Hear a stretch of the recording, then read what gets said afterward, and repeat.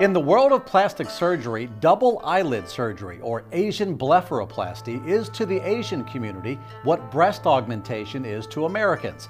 Those who have undergone the procedure have their own reasons for doing it. I had a little bit of sagging, and I wanted it a little bit just brighter, a little brighter and bigger. I just have a crease that's set a little bit higher, which lets me put on a bit more makeup if I want to, which I couldn't do before at all. I couldn't even wear mascara. It's been widely reported that this form of blepharoplasty is by far the #1 plastic surgery procedure performed in Asia.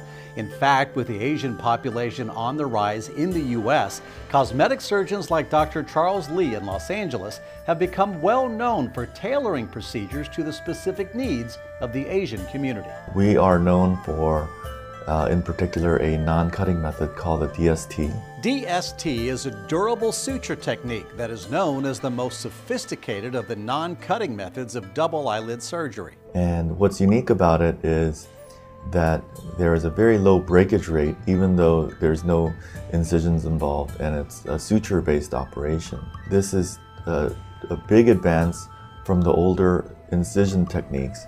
And if you're a good candidate for this procedure, I would highly recommend it. So, just who is a good candidate for this procedure? Is someone who has thin upper eyelid skin, doesn't have too much fat, and doesn't have too much sagging of the eyebrow area. A major benefit to this type of procedure is that the turnaround time for getting back to your life is much quicker than the more traditional method. You will be able to return to work in a very short period of time, probably about 4 days, as opposed to 1 or 2 weeks that you usually have to wait for when you're doing an incisional type of procedure. I went in surgery, it was painless, I came out. 3 days later, I continued working and no one really noticed a difference. I got a lot of compliments, but no one even questioned surgery, and that was my main concern. Whether patients prefer the incisional technique or suture method, the good news to Asians around the world is that now at least there's an option.